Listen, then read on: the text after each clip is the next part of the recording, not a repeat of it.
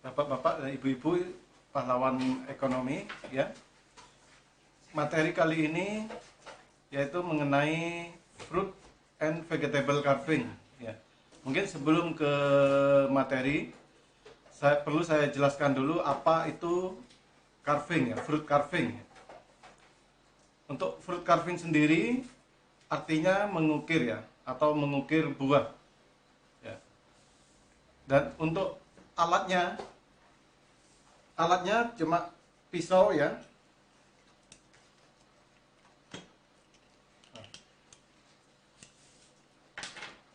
Ya, seperti ini.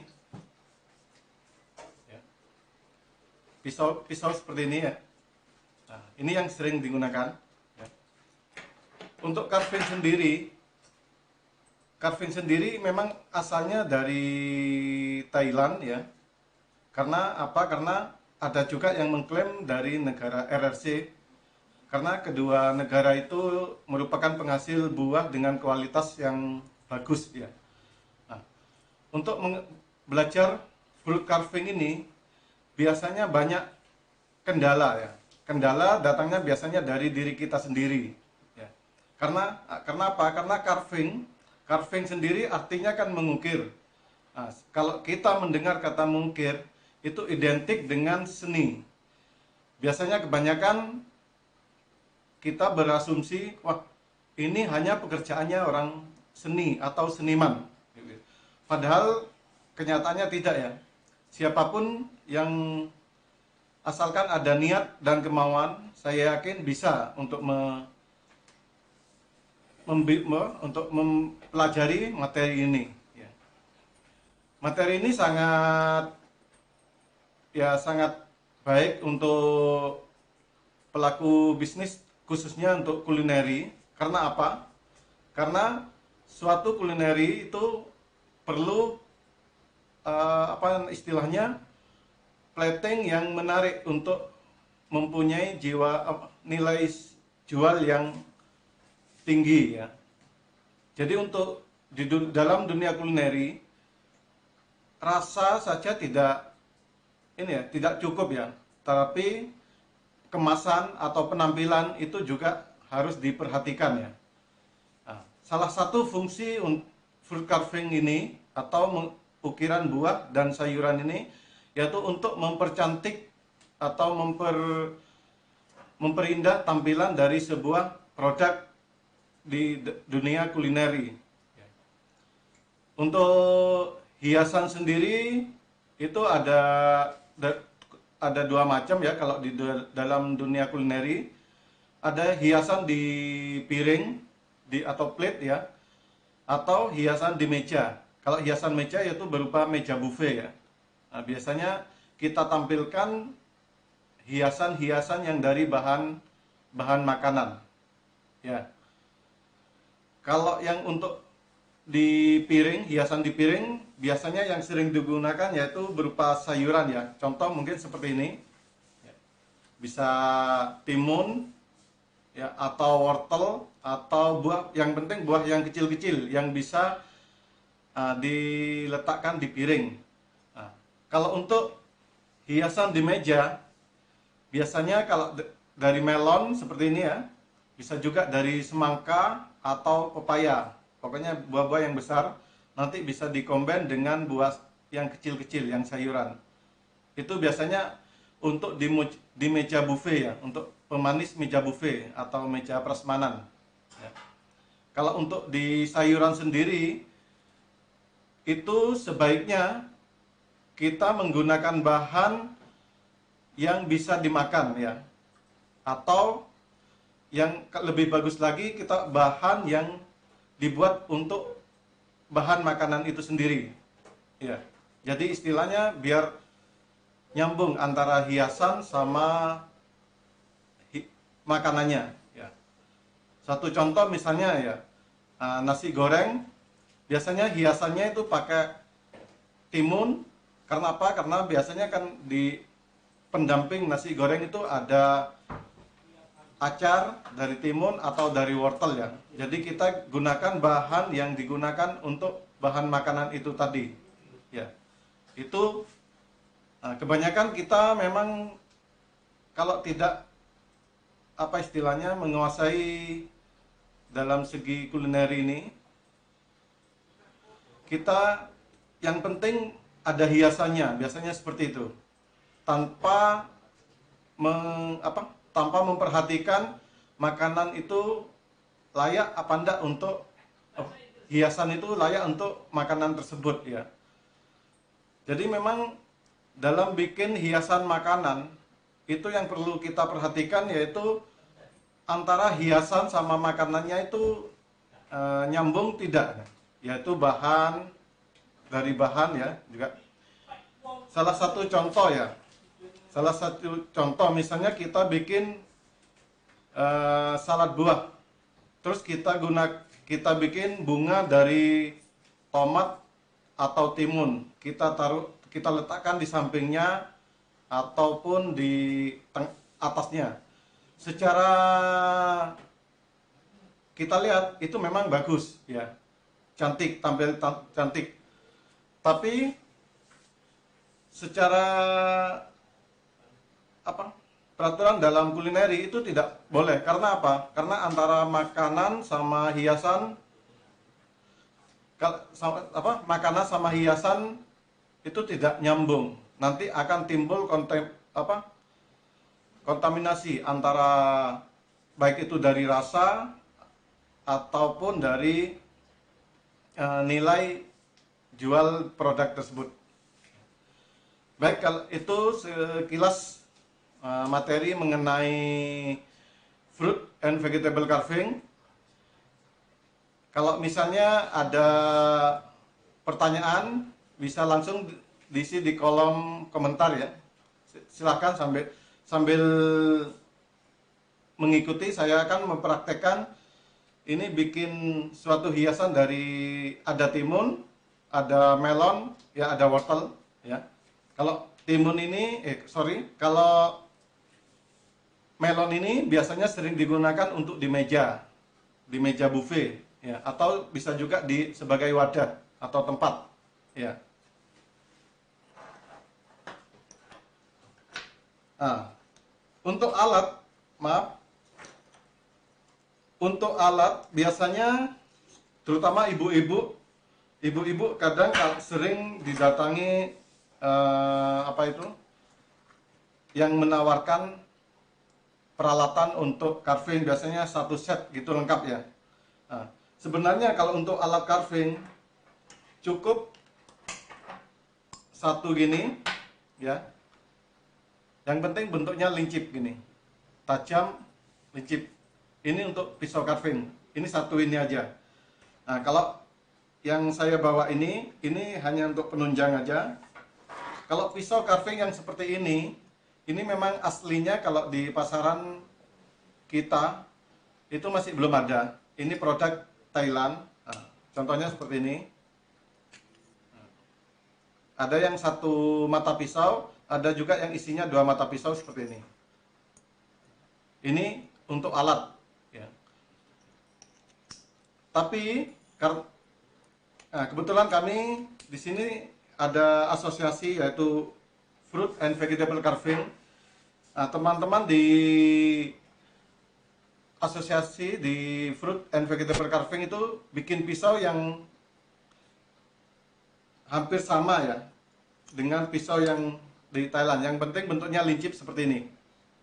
Dan yang tak kalah penting, yang penting tajam ya. Jadi harus seperti ini, tajam gini.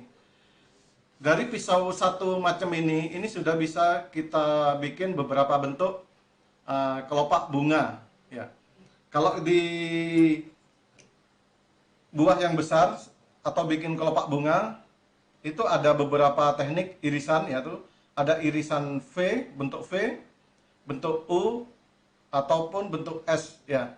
Itu semua bentuk huruf kelopak bunga ya. Ini langsung saya praktekkan ya. Sebelum kita bikin kelopak bunga, ini kita bikin lingkaran tengah dulu. Kalau dalam bikin lingkaran ya, biar lingkarannya ini bisa ketemu, ini kebanyakan biasanya kalau ibu-ibu praktek sendiri, itu biasanya pisaunya yang diputar gini. ya. Nah, itu kurang tepat ya. Yang betul posisi pisau tegak ya, tegak lurus gini ke bawah 90 derajat dengan posisi bahan. Setelah itu cara megang pisau seperti megang pensil ya, seperti nulis. Nah, jari dua ini nempel di bahan ya, seperti ini. Jadi jari yang dua ini, jari kelingking sama jari manis ini nempel di bahan. Setelah itu bahannya yang kita putar. Nah, kalau posisi cara megangnya seperti ini tidak akan kebablasan. Karena apa? Tangan ya, jari yang dua ini fungsinya untuk penahan. Nah, kalau biasanya bikin lingkaran gini, nah ini biasanya gampang kebablasan. Ya. Jadi posisi pisau tetap tegak, ya. Bahan yang kita putar. Nah, seperti ini. Nah, kalau sudah, baru kita ambil. Yang penting irisan tadi kelihatan. Tetap caranya sama, bahannya yang kita putar.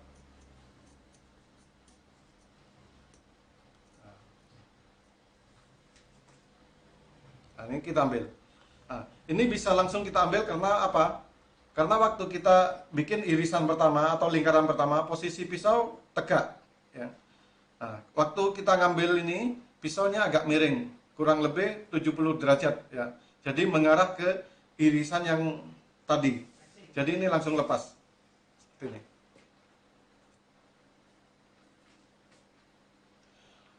Kalau kita bikin hiasan carving ya, kalau dari bahan melon ataupun pepaya itu tidak perlu kita kupas dulu. Jadi langsung kita bentuk. Karena apa? Karena kulit luarnya ini sudah lunak ya. Jadi tidak perlu kita kupas dulu. Terutama kayak kalau di pepaya itu tidak perlu kita kupas dulu supaya ada kombinasi warna. Jadi ada kombinasi warna merah sama agak hijau dari kulit pepaya itu tadi. Tapi kalau untuk semangka ya, kalau untuk semangka sebelum kita bikin lingkaran ini, kalau untuk pemula sebaiknya dikupas dulu kulit luarnya. Jadi nanti tinggal kulit putihnya. Itu untuk mempermudah kita membentuk. Ya, karena apa? Bagian kulit luarnya itu kan agak keras. Ya. Tapi dalam ngupasnya kalau pakai semangka jangan sampai ke merahnya. Jadi sampai kulit putih aja. Waktu kita bentuk biar kita dapat kombinasi warna ya. Kalau kelopaknya itu nanti ada kombinasi warna merah sama putih. Baik, saya lanjutkan. Ini teknik pengambilannya. Setelah bikin lingkaran, kita bikin kelopak. Nah, untuk pertama, ini kita bikin kelopak bentuk V. Nah, posisi pisau tidur, ya, mengarah ke irisan tadi yang tegak tadi, ya. Ini miring gini. Terus kita potong bentuk V. Nah, seperti ini. Jadi antara irisan pertama waktu kita bikin lingkaran tadi sama irisan kelopak ini bentuk V ini tadi, dia ketemu. Nah, dia langsung lepas. Seperti ini. Ini saya coba lagi.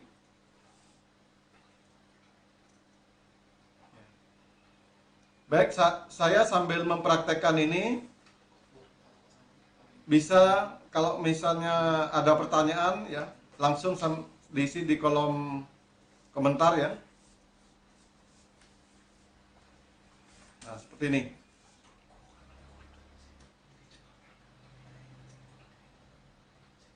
Ini teknik pertama ya. Untuk teknik kedua, ini teknik bentuk huruf U seperti yang saya katakan tadi. Nah, jadi seperti setengah lingkaran. Baik, itu tadi ada pertanyaan dari Ibu Cecilia Sandra ya. Beli pisau carving di mana? Baik. Ya. Kalau pisau carving itu sekarang sudah banyak ya di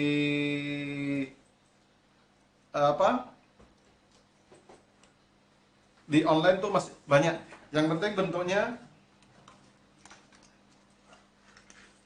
ini yang produk Thailand di online tuh banyak. Paling murah kalau nggak salah sekitar 300 ya. Ini yang satu mata pisau, ini yang produk Thailand. Di Facebook mungkin juga sudah banyak ya yang jual online ini. Nah, seperti ini. Yang penting bentuknya seperti ini. Ini yang satu mata pisau. Nah, seperti yang kalau yang saya tunjukkan tadi yang dua mata pisau ada juga seperti ini. Nah, ya seperti ini ya. Ini kalau kita untuk bikin kelopak-kelopak bunga dibuat cukup seperti ini. Nah, kalau misalnya ibu-ibu atau bapak-bapak ya ada lihat yang seperti ini di baik itu di media-media online, media ya di Facebook. Ini juga sama, ini namanya pisau carving, tapi dia pisau carving untuk karakter. Nah, mungkin ibu-ibu pernah lihat di sosmed, baik itu di YouTube ya, bikin seperti naga ataupun merak, itu pisaunya seperti ini. Nah, jadi kalau untuk pemula, saya rasa tidak perlu ya seperti ini. Ya, ini kalau nggak salah paling murah 750 ya, satu set gini. Ini biasanya untuk bagi yang kita yang sudah mahir, kita butuh seperti ini ya. Biasanya bikin merak dari pumpkin ataupun dari butternut. Butternut itu seperti pumpkin tapi yang agak lonjong juga. Kalau kalau di kita biasanya nyebutnya labu madu, ya pumpkin. Nah seperti ini pisau karakter juga ya. Tapi kalau untuk pemula saya rasa untuk pisau ini tidak perlu ya. Nah, dia nanti sifatnya seperti nulis juga, nah, jadi main tarian gini ya. Tapi kalau untuk pemula, untuk ibu-ibu mungkin cukup seperti ini ya.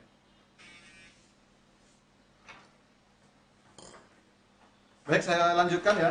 Ini teknik tadi, teknik irisan bentuk V. Nah, yang kedua ini irisan bentuk U. Caranya yaitu sama. Nah, ini dari irisan yang terakhir kita ambil posisi pisau miring ya, posisi pisau miring mengarah ke irisan yang waktu bikin lingkaran tadi. Nah, jadi semua irisan ini ketemu, dia langsung lepas sendiri. Ini bisa kita teruskan ya. Nah, setelah itu untuk mempersingkat waktu, ini kalau sudah semua satu lingkaran, ini bisa kita bentuk. Nah, kalau tadi waktu mengambil, ini kan pisau miring waktu mengambil.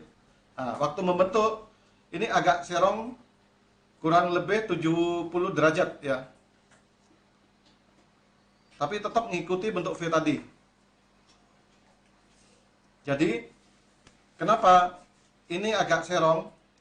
Nah, sedangkan yang tadi posisi pisau tidur, karena ini kelihatannya biar kelihatan tipis, tapi bagian dalamnya tebal, jadi gak gampang patah. Nah, ini lagi ya.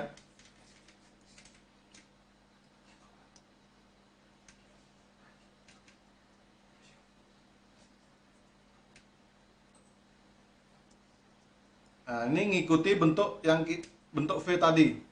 Nah, yang kedua ini bentuk U tadi. Tetap tinggal ngikuti aja. Nah, yang penting waktu ngikutin ini pas di garis atau di dalamnya. Jangan terlalu di luarnya. Kenapa? Kalau terlalu di luarnya seperti ini. Kalau ngambilnya terlalu di luarnya, ini maka hasilnya kelihatan tebal. Nah, seperti ini. Jadi kurang menarik. Nah, jadi kalau pas di garis atau di dalamnya, ini kelihatannya tipis, tapi bagian dalamnya tetap tebal. Nah, setelah itu ya, saya coba. Kalau sudah diikuti semua ya, misalnya satu lingkaran ini, baru diambil bentuk V lagi. Kesulitan kita kalau belajar karena apa? Karena kita lihat yang sudah jadi. Jadi satu buah utuh sudah bentuk ukiran. Biasanya kita dari sana timbul apa namanya? Ini pesimis. Wah, kayaknya susah seperti itu lah. Biasanya seperti itu. Jadi kendala memang yang jadi kendala kalau kita belajar carving itu pada diri kita sendiri, yaitu minder duluan ya. Sebelum kita nyoba, kita udah minder lebih dulu.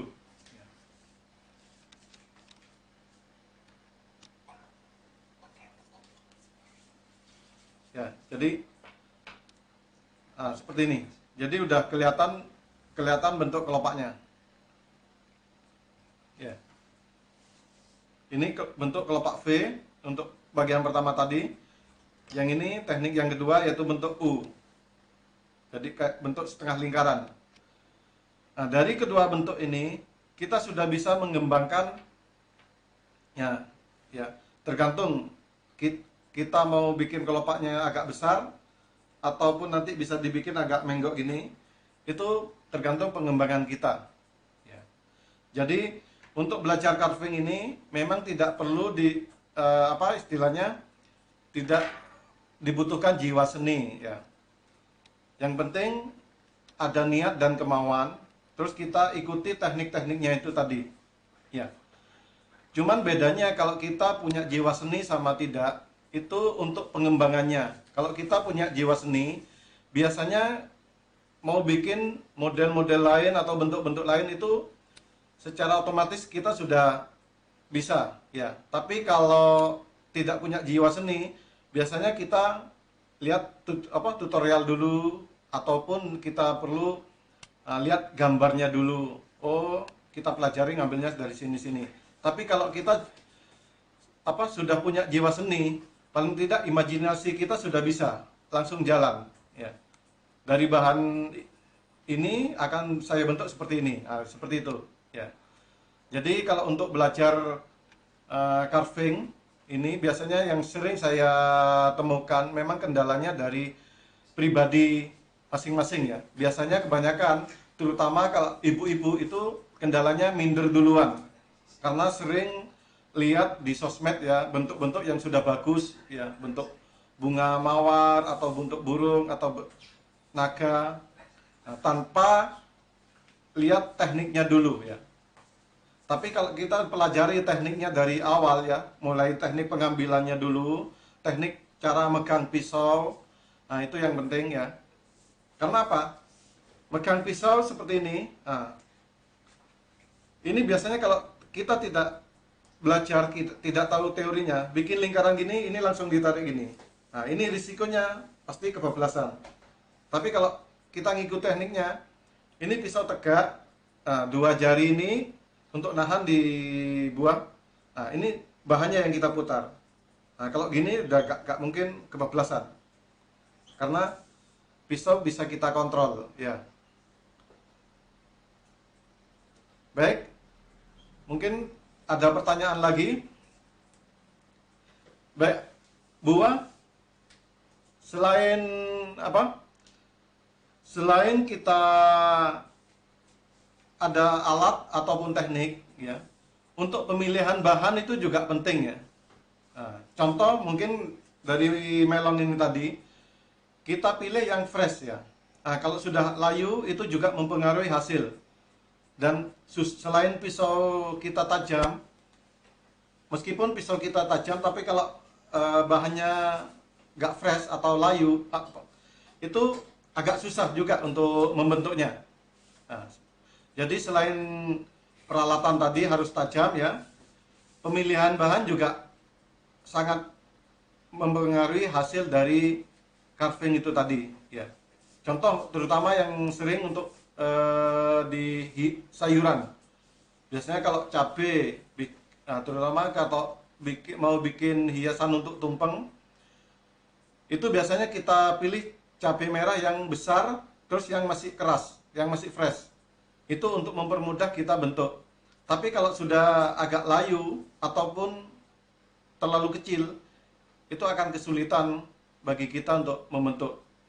Tapi kalau kita sudah bisa, paling tidak bisa lah menyiasati ya. Tapi kalau untuk bagi pemula ataupun untuk media belajar, nah itu biasanya agak kesusahan ya. Meskipun pisau kita sudah tajam. Jadi untuk pemilihan bahan itu juga sangat berpengaruh bagi hasil dari hiasan tadi, carving tadi. Ya. Terutama sekali dari sayuran. Sayuran itu biasanya kita beli di pasar tapi sudah agak layu. Nah, contoh juga untuk wortel. Wortel memang kita butuh yang bagian pangkalnya agak besar. Nah, contoh seperti ini. Ini bagian pangkal besar, tapi kita harus perhatikan dulu. Meskipun ada juga yang besar tapi keras. Nah, jadi cara memilihnya, kita lihat di bagian pangkalnya ini biasanya ada serat-serat kayu seperti ngayu, ya seperti kayu. Itu sangat susah untuk dibentuk, ya. Jangankan untuk dibentuk bikin hiasan, untuk dipotong bikin makanan pun itu sudah susah. Jadi kita lihat tua ndaknya dari bagian ini, bagian yang ini. Jadi bagian tengahnya ini. Biasanya kalau sudah ngayu, kadang sampai keluar serat-seratnya itu jangan dipilih kalau seperti itu. Nah, ada juga kadang yang berpikiran, oh ambil yang kecil-kecil aja. Itu bukan suatu pilihan ya. Kadang ada yang kecil tapi juga ngayu ya, serat kayu gini. Ada juga yang besar tapi masih muda seperti ini. Ini sangat mudah dipotong.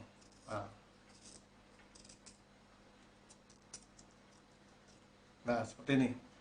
Jadi bagian tengahnya ini tidak ada serat kayunya. Nah, cara melihatnya kan tidak mungkin kalau kita beli di pasar terus kita potong dulu. Nah, cara lihatnya ya seperti ini. Kita lihat bagian lingkaran bagian pangkal itu. Nah, biasanya kita pegang gini kalau agak keras, ada kayak serat-serat seperti kayu, itu sudah pasti itu dalamnya udah keras ya. Meskipun tidak dibentuk ya, untuk bikin sop, untuk dipotong aja sudah agak susah. Ya, seperti itu.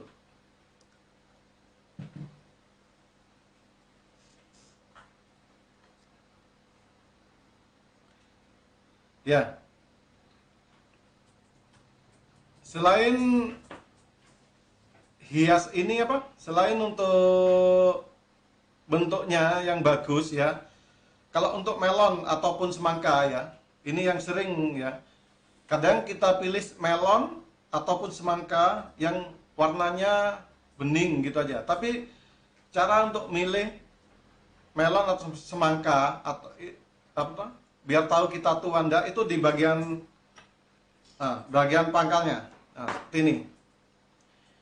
Ini kalau kita pilih buah melon ataupun semangka ya, cari pangkalnya ini yang kering. Kalau pangkalnya ini kering, itu sudah pasti dia metiknya posisi sudah tua. Tapi kalau layu, itu biasanya itu masih muda tapi udah dipetik. Ya. Jadi caranya memilih buah semangka ataupun melon ya, itu tua tidaknya, itu bisa kita lihat dari pangkalnya ini. Nah, bagian pangkalnya ini cari yang kering ya. Ada yang kering tapi karena layu. Nah, biasanya kan kelihatan, biasanya agak besar gitu kalau layu ya. Jadi kalau dia agak besar tapi sudah kering, itu berarti dia metiknya dalam posisi masih muda. Ya. Nah, sudah pasti nanti dalamnya ya kadang kurang manis juga. Ya kualitasnya kurang bagus lah. Ya. Itu untuk pemilihan bahan. Nah, contoh lagi kalau misalnya di sayuran, ya tomat bisa ini saya kasih contoh yang sering ibu-ibu gunakan untuk hiasan di rumah ya, seperti nasi kuning ataupun nasi tumpeng. Itu biasanya kan kalau nggak dari cabai merah, timun, tomat atau wortel, itu yang sering kita gunakan. Sama, untuk tomat kalau kita pilih untuk hiasan, sebaiknya pilih tomat buah yang kulitnya agak besar, ya. Selain itu, yang posisi masih keras, ya, yang fresh. Kalau banget nggak mungkin lah ya. Tapi yang paling tidak masih keras, tidak layu, ya. Sama seperti cabai besar tadi. Nah, kalau kita milih yang benar-benar fresh ya nggak mungkin kan. Kalau benar-benar fresh pasti langsung dari petani, ya. Paling tidak kita cari yang tidak layu ya. Jadi tidak lunak pas ditekan gini masih keras. Baik itu cabai ataupun eh, tomat. Kalau untuk timun, kalau untuk garnish ya, cari warnanya yang masih agak gelap ya atau agak hijau. Karena kalau sudah terlalu tua biasanya kalau mau dibentuk itu agak sulit ya. Karena bijinya sudah terlalu banyak juga agak keras juga. Tapi kalau yang masih muda, meskipun kita bentuk waktu ngiris pakai pisau gini kena bijinya itu tidak masalah karena masih lunak. Ya. Nah, yang umum ini saya contohkan juga ya. Mungkin yang umum kalau kita bikin hiasan dari timun, nah ini biasanya kita bagi dua dulu kalau timunnya tidak terlalu besar.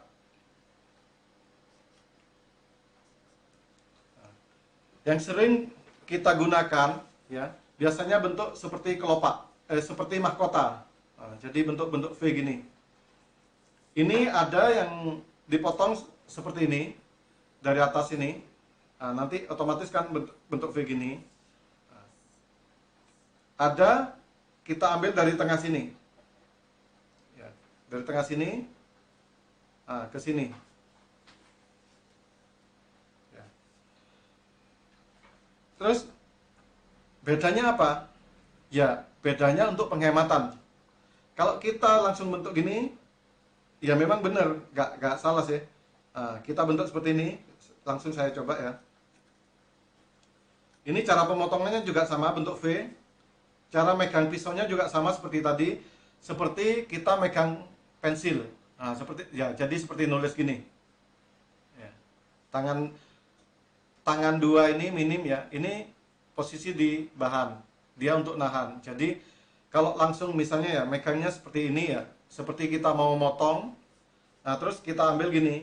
Ini apalagi pisaunya tajam, ini risiko kebablasan. Ya. Nah, risikonya nanti kena tangan.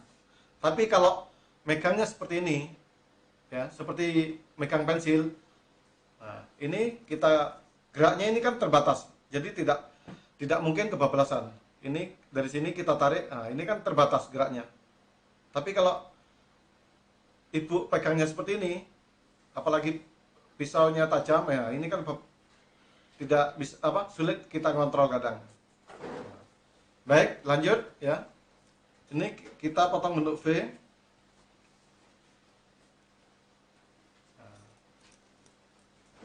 Biasanya memang yang bentuk yang umum seperti ini.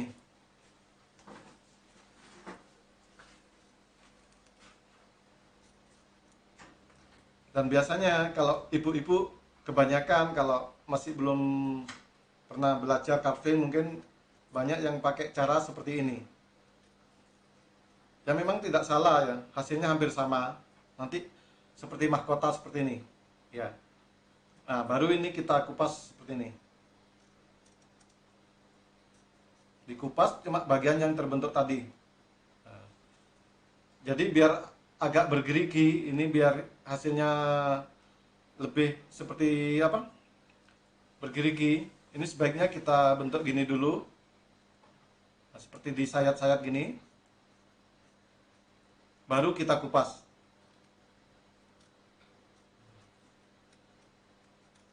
Ya. Nah, ini kalau sudah kita kupas semua, ini cukup direndam di air, baru ini akan buka. Biasanya yang sering ditanyakan itu airnya pakai air apa Pak? Ya. Pakai air es atau air biasa ya? Pakai airnya itu tergantung kita ya, tergantung mau cepat enggak. Memang lebih bagus pakai air dingin, bukan air es ya. Air dingin itu fungsinya biar lebih cepat ngembangnya atau bukanya. Tapi pakai air biasa nggak masalah. Yang penting nanti proses mekarnya ini agak lama. Nah, biasanya kesalahan kita, terutama ibu-ibu ya, kadang ini sering juga saya jumpai di anak-anak training di tempat saya kerja. Kalau kita bikin hiasan dari timun ataupun dari cabai besar, ya, sebaiknya sebelum kita bikin masakannya tadi, kita bikin hiasannya dulu, ya. Nah, yang kebanyakan yang ya menurut saya kurang pas ya. Biasanya masakannya sudah jadi, kita plating di baik itu di plate ataupun di wadah, ya. Baru kita membuat hiasannya. Nah, itu nanti hasilnya akan kurang maksimal. Karena apa? Karena untuk mekarnya ini, baik itu timun ataupun cabai tadi ataupun tomat juga ya, itu dia butuh proses. Nah, otomatis kalau waktunya terlalu mepet kan kurang maksimal proses mekarnya itu. Nah, saran saya kalau ibu-ibu misalnya bikin nasi kuning ataupun nasi tumpeng di rumah ya, sebelum kita masak sebaiknya dipersiapkan dulu hiasannya. Kita bikin hiasan dari tomat, dari timun ataupun dari cabai. Nah, baru kalau sudah jadi kita taruh di air, baru kita tinggal masak. Nah, masakan sudah jadi, bunganya tadi pasti sudah terbentuk dengan sempurna. Karena apa? Dia ada waktu untuk proses mekar, ya. Jadi seperti itu. Nah, untuk garnish seperti ini bisa juga disiapkan di 1 hari sebelumnya ataupun di malam harinya. Kalau misalnya kita bikin masakannya hari ini, malamnya mungkin kita sambil nonton TV ataupun sambil nyantai, kita bikin hiasannya, ya. Terus ditaruh di tempat, di wadah ya. Kita tutup rapat, langsung taruh di kulkas. Ya. Kadang seperti penyimpanan itu juga perlu ya. Penyimpanan kalau kita nyimpan garnish ataupun hiasan, itu banyak juga yang kurang paham. Kadang kita bikin hiasan dari cabai, misalnya untuk besok harinya, kita bikin malam harinya. Misalnya ada yang bikin hiasan, terus ditaruh di wadah, ditaruh di dalam air, nanti baru ditaruh kulkas. Itu kurang bagus ya. Karena apa? Karena kalau hiasannya tadi ditaruh di dalam air terus dimasukkan ke kulkas, nanti akan rusak ya. Nah, istilahnya kita apa ya, katuan ya, kedinginan. Nah, jadi yang bagus itu kita bikin hiasannya seperti ini misalnya ya, terus ditaruh di wadah, terus kita tutup rapat, baru taruh di kulkas. Nah, mungkin besoknya kalau mau dipakai, nah, kita taruh di air dulu, di suhu ruangan nggak apa-apa, baru kita tata di makanan atau di plating. Nah, itu akan lebih fresh, kelihatannya lebih fresh ya, daripada hiasan itu sudah jadi terus ditaruh di dalam air, di wadah di dalam air, terus dimasukkan kulkas. Nah, kadang paginya udah rusak ya. Ada kadang yang patah gini karena terlalu keras kena air itu tadi ya. Itu ya suatu tip ya untuk penyimpanan juga. Nah, ada juga kalau kita bikin dari misalnya bahan dasar apel. Kalau bahan dasar apel, nah biasanya ibu-ibu sering juga ya lihat di YouTube ataupun di sosmed ada hiasan atau bentuk angsa dari apel. Itu bagaimana caranya biar tidak berubah warna? Karena apa? Apel itu sangat cepat sekali berubah warna. Baik itu mau dibentuk hiasan ataupun untuk dipotong untuk salad buah ataupun es buah, itu dia sangat cepat untuk berubah warna. Biasanya langsung berubah warna coklat ya. Nah, ini memang ada dua ya yang sering saya temui. Ada yang ditaruh di air garam, ada yang di air jeruk nipis. Tapi kalau saya pribadi, saya lebih setuju yang di jeruk nipis. Karena nantinya akan pengaruh ke rasa ya. Yang itu satu. Yang kedua, kalau air garam itu nanti akan bikin layu.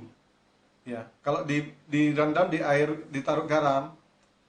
Nah, makanya kenapa kalau kita mungkin ibu-ibu pernah belajar Korean food, sawi putih itu sama timun sebelum bikin kimchi itu ditaruh di wadah, terus ditaburi garam, baru besok harinya baru kita potong, kita olah.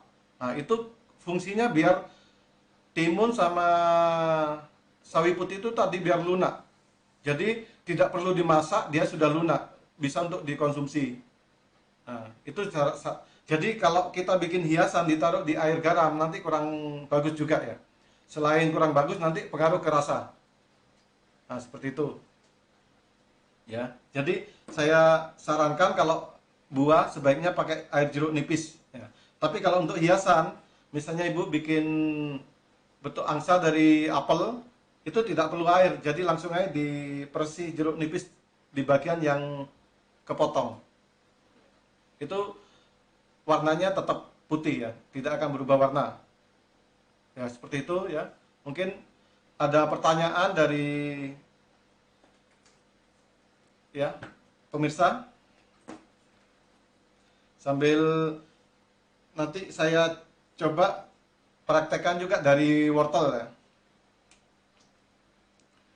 Ini saya kasih contoh bentuk hiasan dari wortel yang sangat simpel ya, tapi menarik.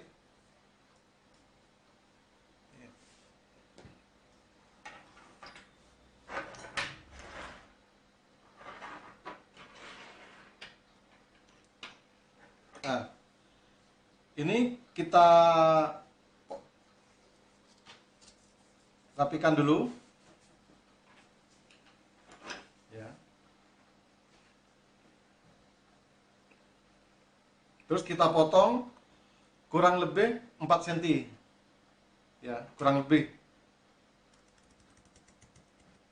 Nah, kalau sudah, ini baru kita potong. Ya, bentuk seperti ini. Nah, baru ya di sisi berikutnya. Ini garnish ini sangat simple ya, sangat mudah, tapi sangat menarik. Nah, kalau sudah bentuk seperti ini, ini bagian dua sisi yang belum dibentuk ini. Yang sisi pertama kita bentuk potong lurus seperti ini.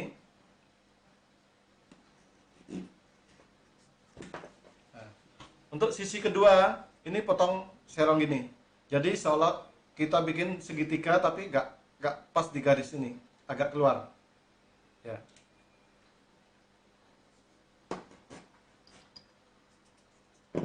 Nah, seperti ini. Jadi kita bikin segitiga tapi nggak pas di siku, masih agak keluar. Kalau sudah seperti ini, bagian yang miring ini tadi, ini kita potong, kita rapikan ya, dibentuk menyerupai tangga. Nah, cara motongnya ngikutin bentuknya ini aja. Jadi, nah setelah itu bentuk tangganya tidak usah terlalu banyak. Nah, seperti ini. Mungkin cukup 2 tangga aja ya. Nah, seperti ini. Ya. Ini kita coba bikin hiasan atau garnish bentuk kupu-kupu dari wortel. Dari bentuk yang kita bentuk seperti ini sudah bisa jadi beberapa kupu-kupu. Ya. Contohnya seperti ini. Ini baru kita iris. Nah, irisan pertama ini tidak sampai putus, disisakan kurang lebih dari 1 cm dari bawah. Ya. Jadi kita sisakan ini. Nah, ini dari sini kita sisakan kurang lebih 1 cm dari bawah. Terus ini ketebalannya dari atas ke bawah harus sama. Nah, makanya pisaunya harus tajam. Jangan terlalu tipis, jangan terlalu tebal, ya. Nah, baru kita iris lagi seperti ini tadi, tapi langsung kita potong.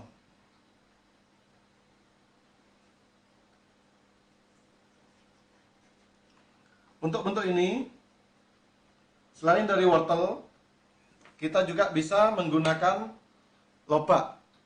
Nah, nanti bentuknya seperti ini. Ya. Ini kalau tampak dari atas, nah, nanti tampak dari depan seperti ini. Kalau sudah, bagian yang bisa dibuka ini kalau dari atas ya, nah, dari samping seperti ini. Bagian yang bisa dibuka ini kita iris bagian atasnya, tapi nggak sampai bawah seperti tadi ya. Kita iris bagian atasnya seperti ini.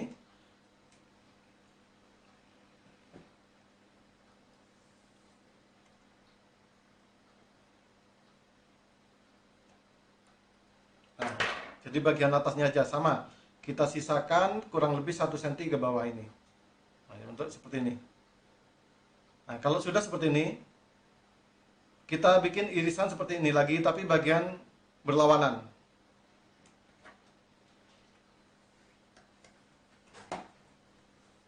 Nah, seperti ini. Jadi ini berlawanan. Nah, kalau sudah, kenapa tadi waktu ngiris tidak boleh terlalu tebal? Nah, nanti waktu kita ini, irisan ini kita dorong ke atas. Nah, waktu kita dorong biar tidak patah. Nah, seperti ini. Ini sudah jadi bentuk kupu-kupu. Nah, ini sangat simpel ya, sangat mudah tapi menarik. Jadi cukup ditaruh di hiasan, misalnya dari bikin nasi goreng misalnya, pinggirnya dikasih selada, tomat, ini cukup ditaruh di atasnya sudah lebih menarik ya. Nah, jadi satu potongan seperti ini tadi, ini sudah bisa jadi beberapa kupu-kupu ini tadi. Tapi kalau untuk lebih mudah lagi, kalau belajar bentuk kupu-kupu ini bisa pakai lobak.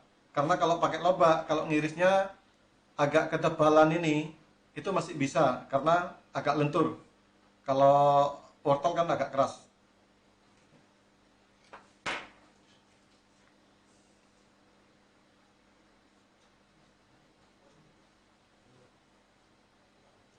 Ya, itu yang kalau kita bikin kupu-kupu tadi. Nah, terus untuk penataannya, baik ini kupu-kupu ini tadi ya, bentuk kupu-kupu ini tadi, ataupun garnish secara umum, yang perlu kita perhatikan, kita juga harus memperhatikan kombinasi warna. Ya, karena apa? Misalnya kita pakai alas untuk hiasan tuh warna hijau dari selada. Nah, kalau bisa kita bikin hiasan, baik itu mawar ataupun bentuk hiasan lainnya di atasnya itu, jangan pakai warna yang putih ataupun hijau ya, sama-sama hijau ya. Jadi pakai warna yang agak kontras, bisa dari tomat atau dari wortel. Itu juga mempengaruhi sama hasil hiasan tadi. Ya. Sama seperti yang saya katakan dari awal tadi. Contoh dari melon seperti ini. Ini kalau melon ini sebelum saya bentuk tadi, kalau kita kupas dulu, itu malah akan tidak kelihatan garisnya ini tadi. Nah, kalau ini tidak dikupas, ini masih kelihatan. Nah, ini kalau melon ini sebaiknya kalau mau untuk hiasan di meja, yang bagus tuh pakai rock melon atau melon yang oranye, istilahnya rock melon ya, ataupun semangka. Itu akan ada kombinasi warna. Ya. Semangka kalau sudah bisa langsung dibentuk tanpa dikupas dulu. Nah, nanti akan ada 3 dimensi warna ya. Ada warna hijau dari kulit bagian luar, warna putih, sama bagian dalamnya warna merah. Jadi lebih hidup kelihatannya. Baik pun dalam penataannya nanti ya sama. Kalau contoh seperti melon seperti ini, ya. Ini biar agak lebih hidup lagi. Dalam penataannya kita kasih underliner atau alas yang warna beda, ya. Misalnya bisa dikasih irisan dari gubis ungu. Jadi kan biar lebih hidup. Nah, kalau dikasih selada juga sebelah sini, terus dikasih irisan gubis biasa kan tetap mati karena warna hijau ketemu warna putih masih kurang kontras ya. Nah, ini tadi bentuknya bagus ya. Kalau kita lihat tekniknya bagus. Tapi karena kombinasi warnanya tidak ada ya, jadi kayak biasa. Nah, jadi seperti itu ya. Nah, kita dalam menata makanan ya ataupun bikin hiasan seperti itu, selain kita bikin garnish ya, yang perlu diperhatikan juga adalah kombinasi warna ya. Misalnya contoh kita bikin makanan ikan ya. Kenapa biasanya kalau ikan goreng ya, entah itu sausnya apa ya, biasanya atasannya itu ditaburi cabai merah atau cabai besar yang diiris terus tabur di bagian atasnya. Itu salah satu cara ya atau siasat biar tampilannya lebih menarik. Karena kalau tidak dikasih warna yang lebih hidup seperti itu, akan mati ya. Jadi kembali ke tadi ya, dalam bisnis kulineri selain rasa itu penampilan juga penting ya, dan bahkan itu yang mempengaruhi nilai jual yang paling tinggi. Karena apa? Karena meskipun makanan itu enak, tapi kalau kita tampilkan ya kurang menarik, orang tidak akan ada rasa untuk mencoba. Tapi kalau meskipun rasanya itu anggaplah biasa ya, biasa aja, tapi penampilannya menarik, kemasannya bagus, terus dikasih hiasan yang sedemikian rupa agar lebih kelihatan cantik, orang pasti akan ada keinginan untuk mencoba ya. Setelah kita coba, meskipun makanannya biasa, pasti nanti komennya tetap positif. Oh iya rasanya biasa ya, tapi penampilannya bagus. Seperti itu. Nah, tapi kalau kita hanya mengandalkan rasa ya, apalagi bagi kita yang masih belum mempunyai market ya, belum punya konsumen tetap, pastinya orang mau nyoba sudah agak males karena lihat dari kemasannya, dari penataannya, ataupun istilahnya dari platingnya itu kurang menarik bagi kita. Jadi kita mau nyoba aja sudah agak males gitu. Nah, jadi ya saran saya seperti itu. Selain kita rasa enak tadi, yang paling utama apalagi zaman sekarang ya, zaman kita jualan online, itu yang terpenting adalah kemasan ya. Kemasan dibikin sedemikian rupa, pakai dikasih hiasan sedemikian menarik, pasti orang akan tertarik untuk mencoba ya. Dari situ baru kita rasa ya. Mungkin ada yang perlu ditanyakan lagi, silahkan. Nah, untuk tadi ya pisau garnish ya, ada yang tanya tadi, pertanyaan tadi pertama, kalau pisau garnish yang seperti ini memang di pasaran kita belum ada. Tapi kalau untuk pisau ini pisau carving ya, bukan pisau garnish. Ini istilahnya pisau carving. Tapi kalau cuma pisau carving, pisau garnish biasa itu memang ada, bentuknya agak tebal tapi bentuk seperti sabit. Ya. Nah, kadang ada yang bertanya juga, bedanya carving sama garnish. Nah, itu apa? Itu beda ya antara carving sama garnish. Kalau garnish bisa dari carving ataupun bisa juga dari bentuk lain, misalnya dari irisan sayuran ditaruh di atasnya, itu bisa jadi garnish. Tapi kalau carving itu otomatis sudah untuk garnish, baik itu garnish piring ataupun garis meja. Nah, jadi seperti itu.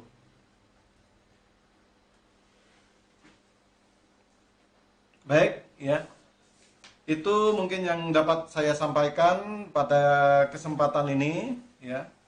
Cuman saran saya, ilmu yang sedikit ini tidak akan ada manfaatnya kalau tidak kita coba ya.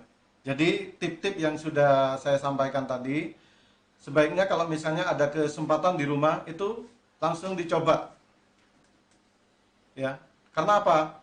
Karena meskipun kita belajar offline, apalagi online ya, waktu belajar mengikuti pelajaran bisa. Tapi kalau jarang dicoba, nggak pernah setelah pelajaran jarang dicoba, jarang dipraktekkan, pasti nanti lama kelamaan hilang ya. Apalagi ini mengenai keterampilan ya. Jadi saran saya kalau misalnya apalagi bahan-bahan yang saya contohkan tadi banyak dijumpai di rumah ya.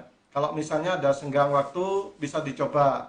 Dicoba. Memang biasanya bentuk pertama bentuk agak kaku biasanya bentuknya. Karena apa? Ini keterampilan ini butuh kebiasaan. Nah, nanti setelah sering dicoba terus, pasti nanti akan ketemu selanya supaya lebih bagus. Oh, harusnya tadi motongnya seperti ini, biasanya seperti itu. Nah, itu yang apa? Yang sering saya dapatkan bagi komen ibu-ibu ya. Oh, tiba apa? Kalau sudah saya coba terus-terus lama-lama ketemu Pak, tekniknya seperti itu atau apa? Ketemu selanya lah istilahnya ya. Jadi itu yang dapat saya sampaikan. Pahlawan ekonomi di rumah aja pasti laku, pasti bisa.